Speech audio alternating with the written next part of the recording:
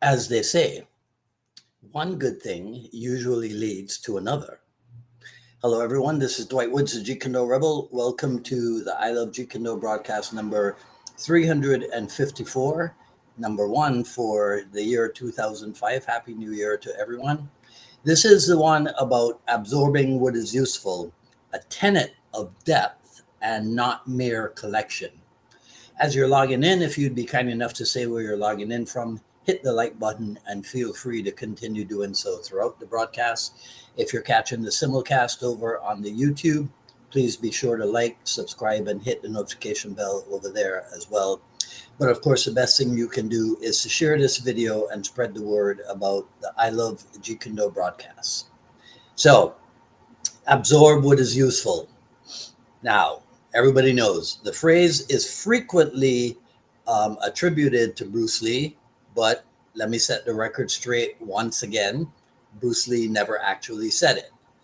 And some would say then that, therefore, a more accurate quote, and this is why I said one good thing leads to another, is because we talked about this last week. A more accurate quote would be, I no longer believe in styles.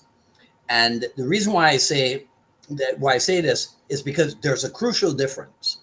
Since absorb what is useful is often misinterpreted by both sides of the Jeet Kune Do coin. And what I mean by that is that both sides, there are people from either side who think that absorb what is useful is about collecting techniques. But Jeet Kune Do has never been about collecting techniques. It's not about breadth. It's about width, right? Not width. I'm sorry, not breadth, depth, right? Get your act together, Dwight. So let's clear up that distinction, right? Absorbing versus collecting. A collector of techniques might learn dozens of flashy moves, the proverbial possibilities. And then when it's time to use them, it's possible that they fall apart. And that's because they lack understanding and they lack application. So it's somewhat similar to having a toolbox full of tools that you don't know how to use.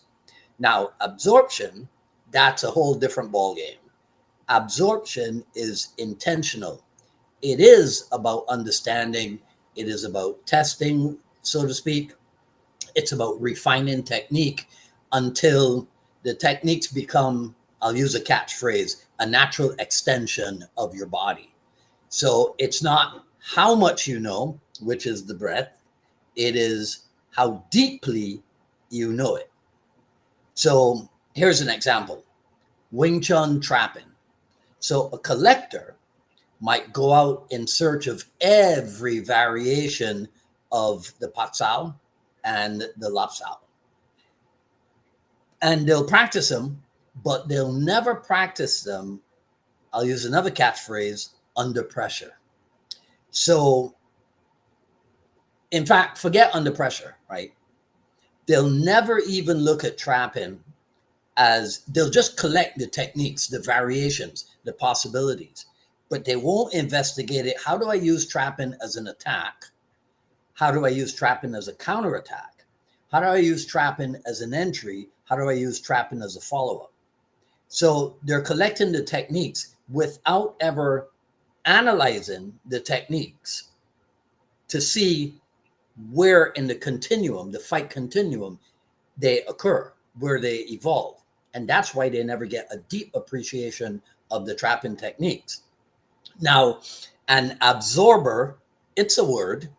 An absorber, on the other hand, will do all of that I just talked about, analyzing it, where in the stages of combat this trapping stuff will occur, and will likely come up with a few key techniques.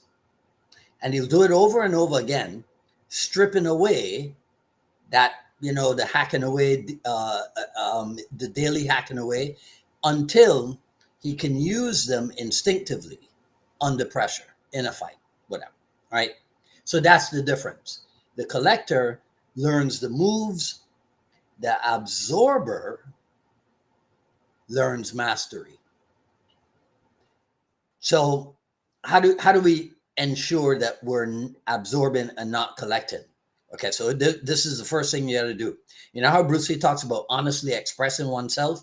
You got to take an honest look at your skill level and see where there are gaps in your skill level. So you might be good at striking, but then you struggle with grappling, or you might be able to hit pretty well, but you're flat on your feet. You have no mobility, right? So here's a hypothetical. So you realize that you have difficulty managing distance against aggressive opponents. So that's where you look into something like, okay, well, how can I use something like the low line oblique kick? So after the assessment, now you know what you need to do. So this is where you got to research, right, thoughtfully.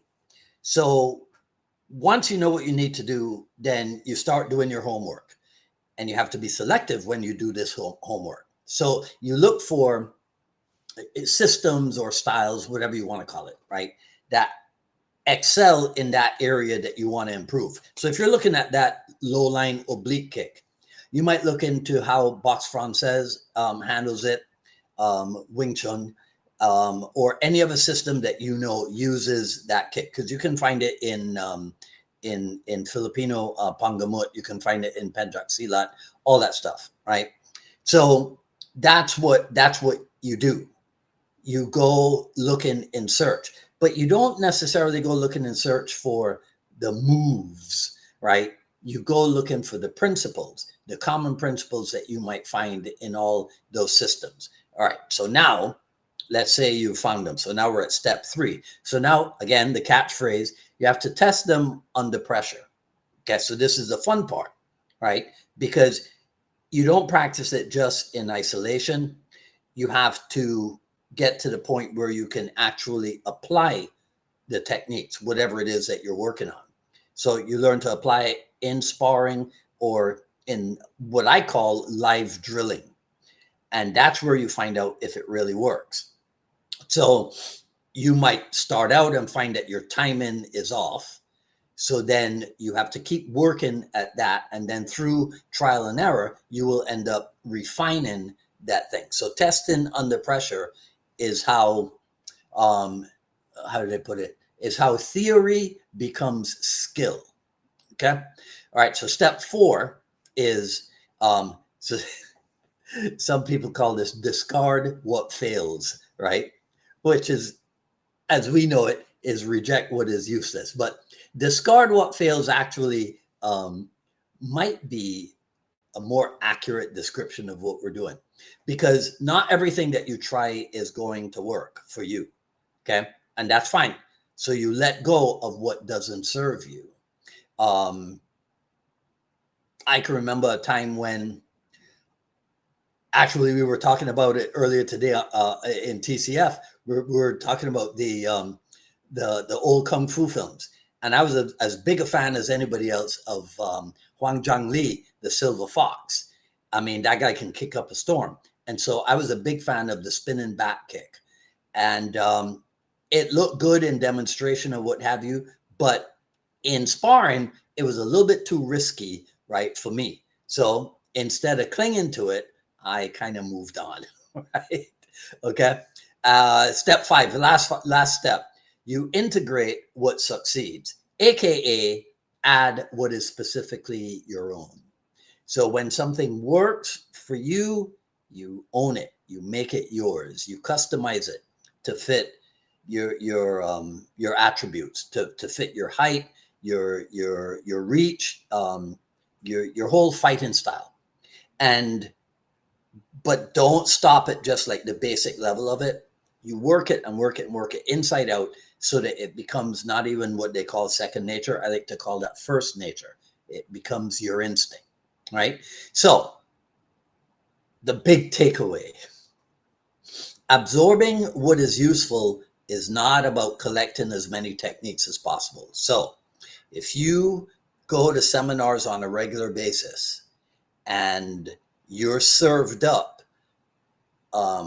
plates heaping full of techniques, do not think that that's where it's at. It is not about collecting as many techniques as possible. It is about diving deep into what works for you.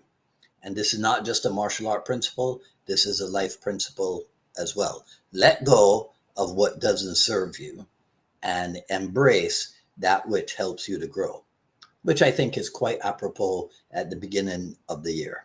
So my challenge, if this resonates with you this week, pick an area of your training where you might feel stuck or whatever, right? And use the 5 steps. Now, I know there's 4 tenets of Jeet Kune, and we talked about 5 steps. See, it's because everybody usually starts at absorb what is useful. They forget that that's number 2. Number 1 is research your own experience. But even before that, right, if you look at the sign, it says the truth in combat is different for every individual in this style. So that's the assessment part. You see, so then we start at 4, at 1, 2, 3, 4. Research, absorb, aka test, right? Discard, aka reject, and add, aka integrate, or the other way around, right? Integrate, aka add. But go through that.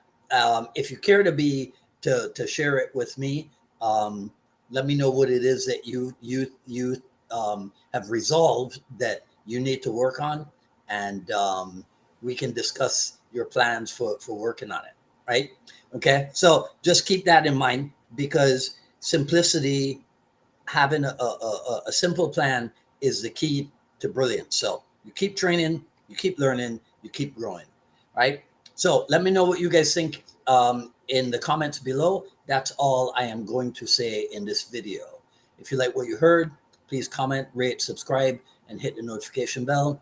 Follow me on Twitter at Dwight Woods and on Instagram at Dwight D. Woods. Oh, and by now, you may have received a request from me inviting you to like or follow me on the Facebook page of JKD Drills. So this is the new website that I'm working on. So if you haven't gotten an invitation, it's because Facebook only allows me to send a certain number of invitations every day. So, but if we're Facebook friends, you'll probably get one, but you don't have to wait until that. Just go to the JKD Drills page on Facebook. And what else should I tell you? Oh, well, I got to remind you, Titans of Jeet Kune, February 1st and 2nd. Go to titansofjkd.com. All the information is there. 3 days ago, the price was supposed to go up from $229 to $239, but you know, it's the holiday season. I've been partying up a storm. No, I haven't, right? But I haven't changed that yet. But probably by Tuesday or Wednesday of next week, I will have, and that'll be the final price.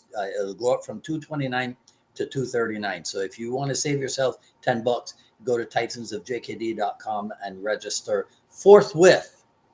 Okay, at paypal.me/unifiedma-miami, paypal.me/unifiedma-miami. You can get yourself a copy of the raw but edited Jeet Kune Journey Volume 1, paypal.me/unifiedma-miami. What else do I have for you? That is about it, right? I will go through the comments because I can't stay right now to do it. I should tell you today is a yellow day. How you like me now? Right? Okay, so you guys, Happy New Year to everyone. Next week, we will be back in full force, in full effect with issues of the I Love Jeet Kune broadcast and episodes of the Jeet Kune Dialogue. So stay tuned, and we'll talk later. Okay, have a great weekend, guys. The temperature is starting to drop here in Miami. We will be freezing. It'll be in the 50s. All right. So you guys take care, and we'll talk soon. This is Dwight Woods, the Jeet Kune Rebels, signing off. All right. See you later. Bye.